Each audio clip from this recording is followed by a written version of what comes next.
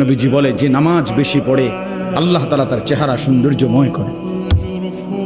যার নামাজ যত বাড়বে তার চেহারার নুরানিয়াত সৌন্দর্য তত বাড়বে।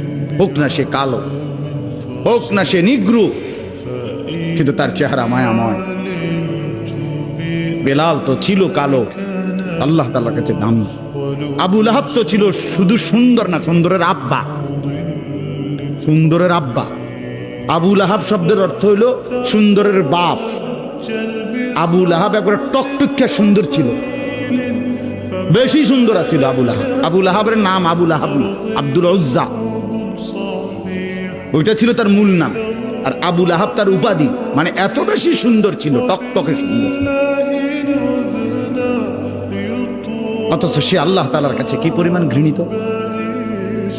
কি ভাই, বেলাল কি পরিমাণ প্রিয়, কি পরিমাণ প্রিয়।